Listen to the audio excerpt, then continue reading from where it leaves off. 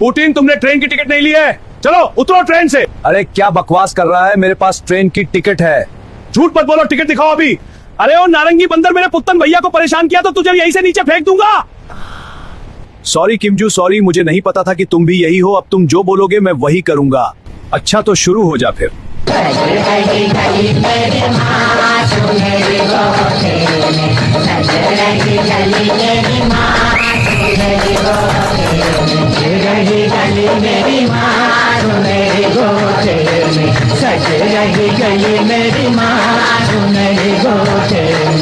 हाय हाय चिकने, चल 10 रुपए निकाल, मेरी दुआएं लगेगी तुझे।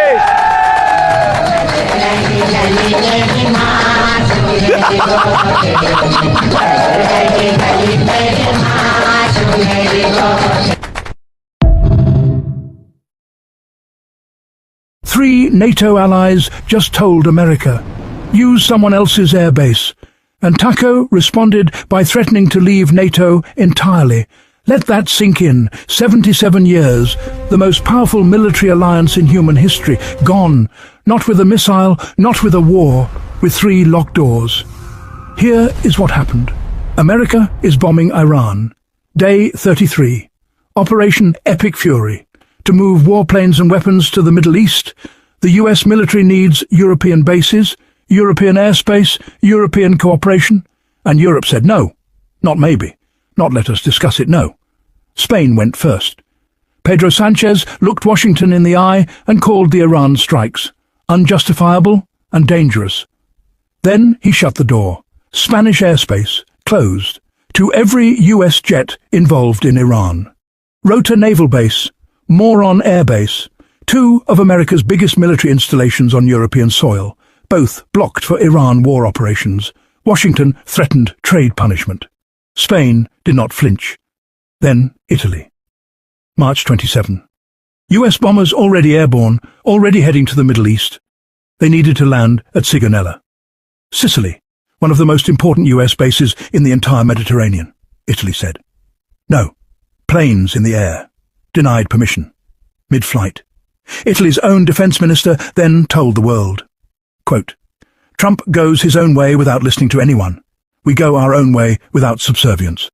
End quote. That is a NATO ally, talking about America, out loud, in public, and France. France said nothing, because France had already been saying no since day one, since February 28, since the first bomb dropped. France quietly banned US warplanes from its airspace. No announcement, no press conference, just no. When Trump found out and called France very unhelpful on Truth Social. Paris responded, We are surprised you are surprised. Our position has not changed since the beginning. Translation. We have been blocking you for a month. You just noticed. And Poland. America is running out of interceptors. Missiles burning through stockpiles faster than factories can replace them. So Washington asked Poland, send us your Patriot missile systems. Help us defend the Gulf. Poland's defense minister posted one sentence. Quote, Poland's security is an absolute priority. End quote. That was the entire answer. 5 NATO allies asked. 5 NATO allies refused. Now stop, because this is where it gets real. The media is reporting each of these as separate stories. Spain story, Italy story, France story, Poland story. They are not separate stories. They are one story. A coalition of the unwilling. Inside NATO itself. America built NATO to project collective Western power. And right now, that collective is collectively saying, not our war, not our problem, not our bases. Now, the Strait of Hormuz. Iran shut it down. The choke point that carries 20% of the world's oil. Every day, it stays closed. The global economy bleeds more. Oil above $100 a barrel. Europe facing fuel shortages in April. The Philippines in a state of emergency. Countries from Zimbabwe to Bangladesh running out of fuel. Trump's solution. He told Europe on Truth Social, build up some delayed courage. Go to the Strait. And just take it. Just take it. That was the policy. From the President of the United States to his allies in crisis, Go get your own oil. America is done helping. So Britain's Keir Starmer did something that should be on the front page of every newspaper on earth. He organized a meeting. 35 countries, France, Germany, Italy, Japan, Canada, UAE, Australia, South Korea, the Netherlands, a coalition to reopen the Strait of Hormuz without the United States. America was not invited. America did not attend. Let that land fully.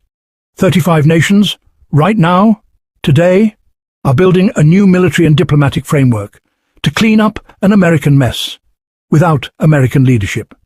This has never happened before in the post-World War II era. Never.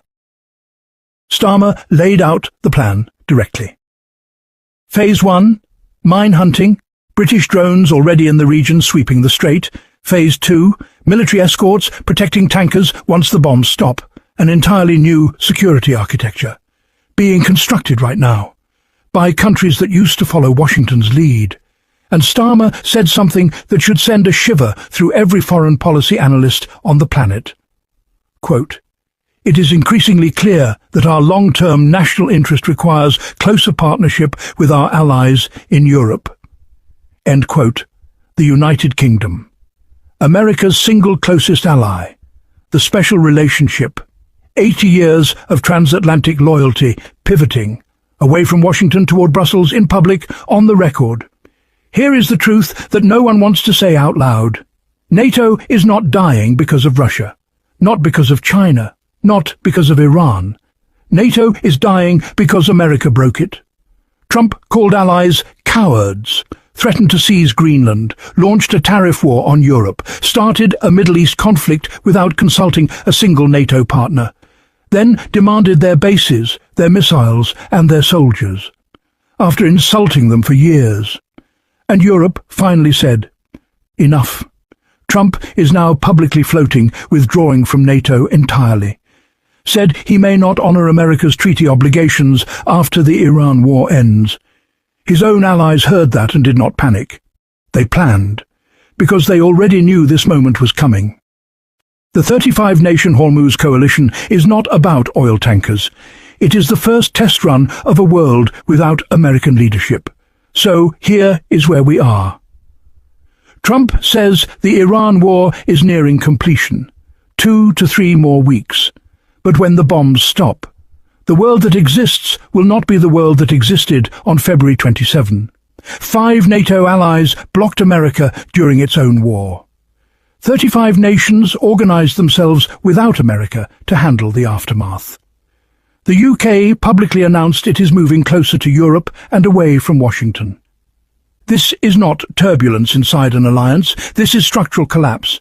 NATO may survive on paper, the buildings will still stand, the flag will still fly, the meetings will still happen, but the NATO that existed before this war, the one where America said jump and Europe asked how high, that NATO is already dead. 3 allies locked the door. 5 refused to help. 35 nations met without America, and a 77-year alliance is now a name on a piece of paper. This is not a diplomatic disagreement. This is a divorce, and the whole world is watching who gets the house. If they are not showing you this on mainstream media, then it is your job to make sure someone else sees it. Hit the share button right now. Send this to one person who needs to wake up. Like this video, because the algorithm buries truth, and your like is how we fight back. And follow us.